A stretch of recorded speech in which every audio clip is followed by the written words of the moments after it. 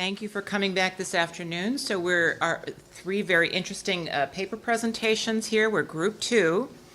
And first I'd like to invite Dr. Hani Ashamalla, who's clinical professor at Cornell University and chairman of the Radiation Oncology Department at New York Presbyterian Brooklyn Methodist Hospital in Brooklyn, New York. And his paper will be on the spiritual doctor. Thank you very much. There is one other title I would like to be added to. I am a deacon and a Sunday school servant in the Coptic Orthodox Church in Queens, New York. And who knows which is better than these topics? Probably the deacon and the servant should be on top. I'm also representing a very important organization, in my opinion, which is called CMANA, Coptic Medical Association of North America, which is, we are asked to be representing it in this conference because we do a lot of medical... Sure. What happened? You continue. Thank you. The setting of my computer. Sorry. You need a priestly blessing. Magical wand that Priestly I have. Yes. So Coptic Medical Association of North America, or CMANA, is a non-profit organization. We have a very large number of healthcare givers, not just physicians. And we do about 17 to 20 missions in Africa, Asia, and South America. And we have a large medical student chapter. When I say medical, I don't mean MDs. I mean PT, RNs, social worker, and other things. We can talk about it offline. But anyway, my topic that I have been quite interested in lately is who is and what is the spiritual doctor? And in a book by Dr. Beeman, she wrote about kitchen table wisdom. And her definition of healing is helping, fixing, and serving represent the three different ways of seeing life. When you help, you see the life as weak.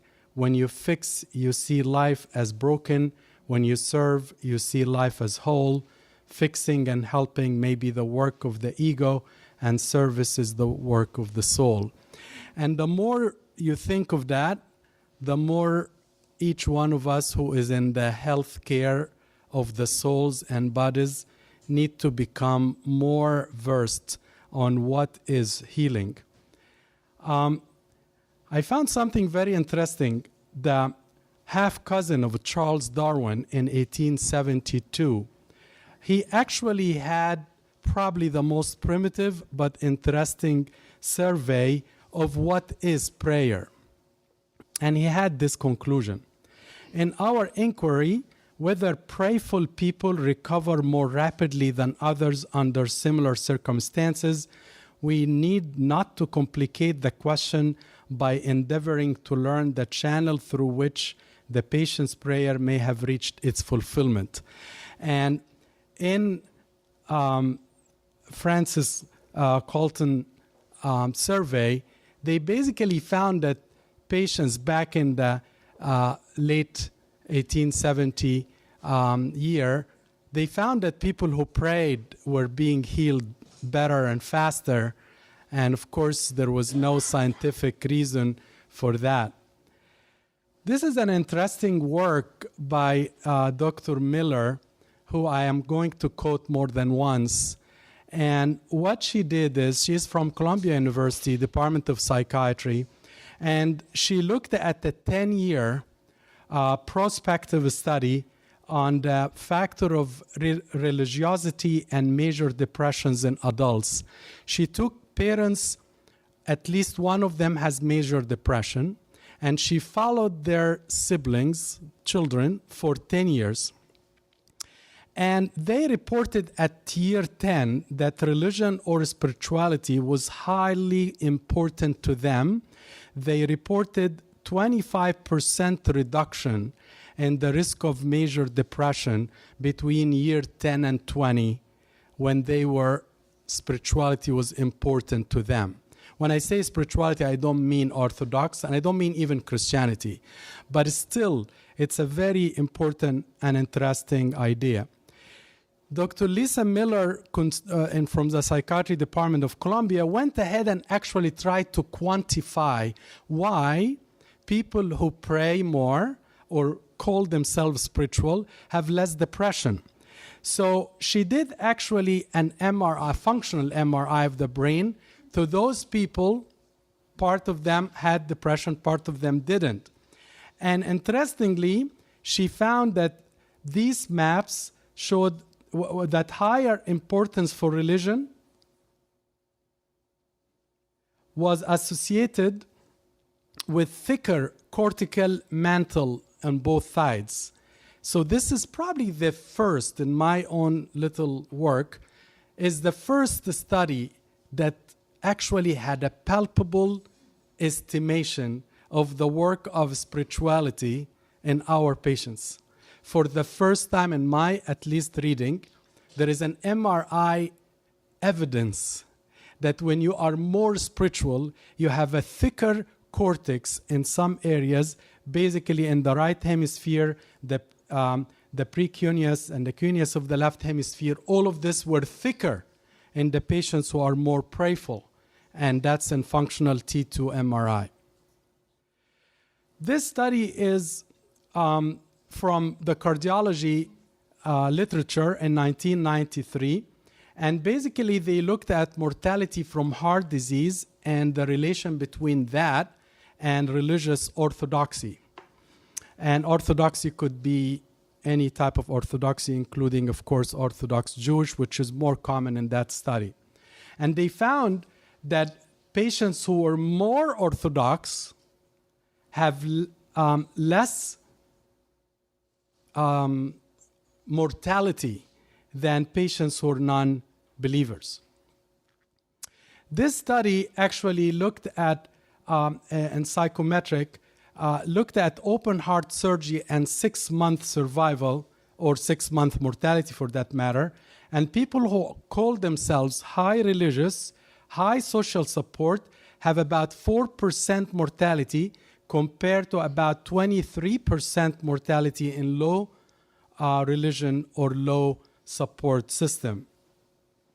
This is a survey among nurses, and they looked at the correlation between listening, a nurse that listens, and the major depression. And they found that there is a strong correlation between just listening to your patient and the effect against depression. This study was done from Israel, from the Journal of Clinical Psychology, and they looked at church or temple attendance, and it's inversely correlated with suicide rates. So basically, if you look at black females and white females, those who have very high, strong church attendance have the lowest suicide rates. This study is from 2007, a very reputable journal called the Archives of Internal Medicine, and they surveyed over 1,000 internal medicine physicians about their observations and their own physician's background on the effect on their patients. And they concluded that patients are likely to encounter quite different opinions about the relationship between their religiosity and spirituality and their health, depending on the background of their own physician. So if the physician is spiritual, they will have to influence their patients and vice versa. This survey of over 1,000 people, physicians nationwide, 76% of those physicians said they believe in God. And 60% they believe in some sort of afterlife, and 55% said their religious beliefs influence how they practice medicine. This is from Medical Ethics 2005.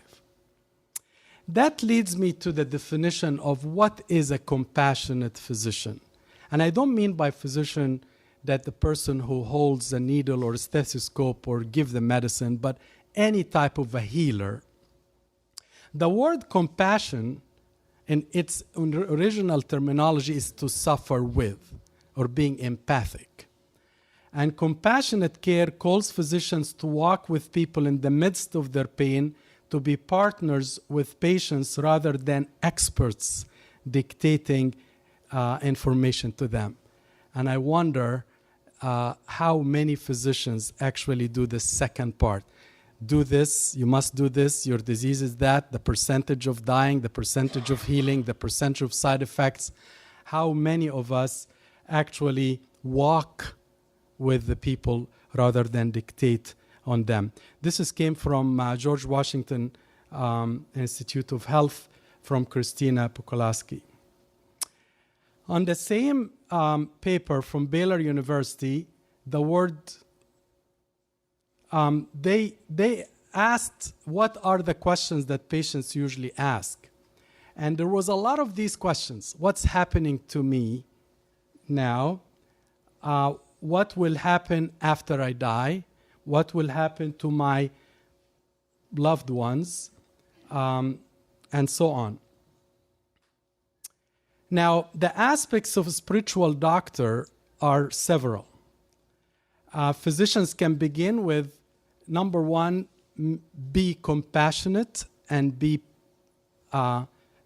fully present with your patients, listening, as we have heard, obtaining a spiritual history, which will come, being attentive to the complaint of the patient, incorporating spiritual practices when appropriate, and involving pastors or chaplains.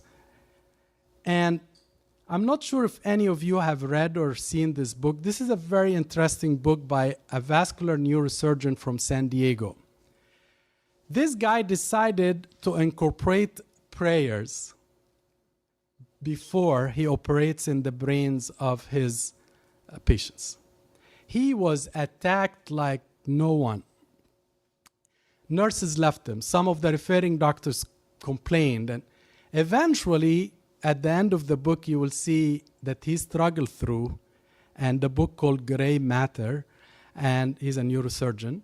At the end of the day, he prevailed, and a lot of his patients requested that we would like to pray like Dr. Levy prayed with us.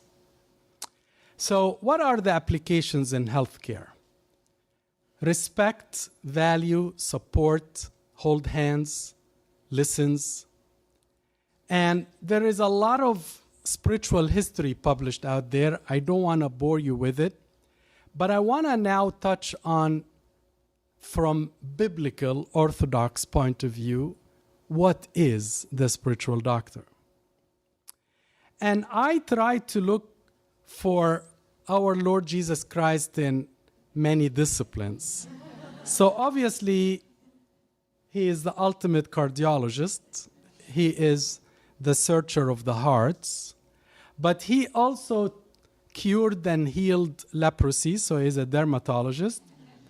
He is a physical therapist, neurologist. He healed several paralyzed, then he cured several seizures, which none of the neurologists claim that they can cure seizure.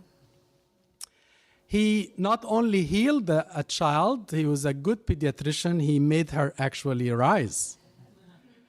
He was a gynecologist and maybe oncologist for the woman who has been 12 years bleeding. Most of us think that she was having vaginal bleeding. He was an ENT doctor, and I'll come back to that. He cured the deaf and mute. He was an orthopedic and spine surgeon. He healed without any need of physical therapy of a woman who was bent for 18 years. He was a wound care physician, an ED physician, when he verbalized the Samaritan, the Good Samaritan story. He is a psychiatrist, like many of you. He actually did a psychoanalysis to the Samaritan woman, and he was able to cure her from her major depression because she had to go in the middle of the day when no one can see her. He is the first anesthesiologist and the first thoracic surgeon when he had to give anesthesia to Adam without any endotracheal intubation, and he had to remove a rib from his side to make Eve. He's a plastic surgeon. He cured and he re-implanted the ear of Malchus, the slave of Caiaphas, during the night of his crucifixion. He's an infectious disease specialist. He cured without regretting Peter's mother-in-law. And he's an ophthalmologist, not only cured, but he actually reinvented the eyes of the blind man. Now, he is not a pharmacist because he really used mud instead of ointment on the eyes of the blind man. He doesn't use physical therapy, with all respect to anyone here, because after 38 years of paralysis, the guy is ready to walk.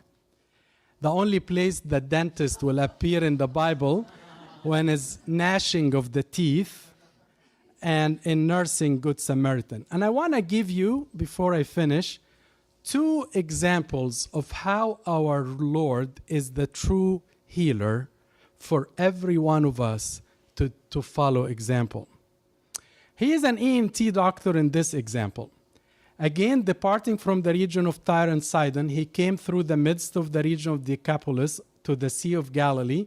Then they brought to him one who was deaf and had impediment in his speech. They begged him to put his hand on him. He took him aside from the multitude. He put his fingers, not on the computer, he put his fingers in his ears, and he spat and touched his tongue. Then looking up to heaven, he sighed and said to him, Ephphatha, that is, be opened. Immediately his ears were opened, the impediment of the tongue was loosened, and he spoke plainly. Then he commanded them that he should tell no one, but he commanded, the more widely they proclaimed. They were astonished beyond measuring, saying, he has done all things well. Now, if you think of our Lord as the true physician, today, medicine is saying when you speak to a lady and you're about to tell her she has a problem, put her hand on her shoulder. Yes, our Lord did that already. We are learning from the true physician. So these touches are very important when you appropriately put your hand on a child you are treating, or a woman who is going to be infertile, or some bad news to anyone. Patient's privacy. Every single place now is talking about HIPAA. Our Lord practices privacy before anyone. He took the patient on the side to tell him about his impediment, and no physician or no healthcare giver should really divulge information before anybody else. This is a deaf and mute. And for the patient to follow the instructions of the doctor, our Lord started looking up, so the patient looked up. He stuck his tongue out, so the patient stuck his tongue out. And basically, this is the concern of the patient. And our Lord identified with what exactly bothered this guy so much. When he looked up to heaven, maybe he did what Dr. Levy did in Gray Matter. He started to pray with his patients. And the more of us become closer to our patients, maybe one day we can pray with our patients. The second example is our Lord as the true healer, as a GYN or as an oncologist. She said, if only I may touch his clothes. She has been 12 years bleeding. She has spent all her money looking for doctors she could not find. She's becoming anemic, weak, fatigued, embarrassed. Because if anyone is bleeding as a Jew, she should not be in the middle of a crowd, because otherwise she will defile them by her bleeding. She said in herself, if only I may touch his clothes, I shall be made well. Immediately the fountain of her blood was dried up, and she felt in her body she was healed of his affliction. And Jesus immediately, knowing in himself that the power had gone out of him, turned around and asked, "Who touched my clothes?" And his disciples asked, "You see the multitude thronging you, and you say, 'Who touched me?'" And he looked around to see her who had done this thing. But the woman, fearing and trembling, knowing what had happened to her, came and fell down before him and told him the whole truth. And he said to her, "Daughter, your faith has made you well. Go in peace and be healed of your affliction." And again, this is a patient, he wanted to heal her, but he doesn't want her to feel misunderstanding that she took a power of him behind his back or not upon his will, because he doesn't want her to go home and get depressed that she snatched something that doesn't belong. So he identified and told her, "Who are you?" He looked for the patient. A lot of us see the patient, but they really don't care whom I'm treating. He actually treated the patient as a whole, not just I'm a GYN doctor or I'm just a skin doctor. He looked at her as a whole.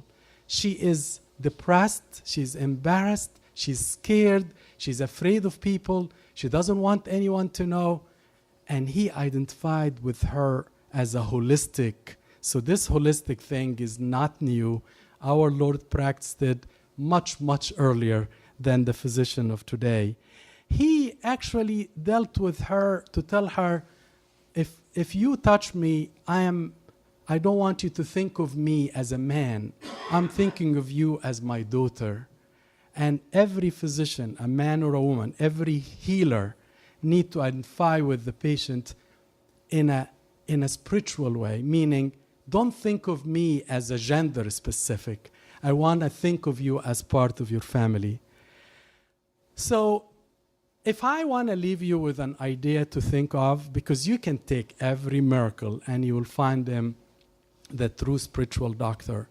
But I can tell you, the more I search, the more I find we are far away from actually practicing what we need to practice to become like the true healer, our Lord Jesus Christ. Thank you very much for inviting me. 5 minutes or so for questions. If there are any questions, then please come to the mic once again.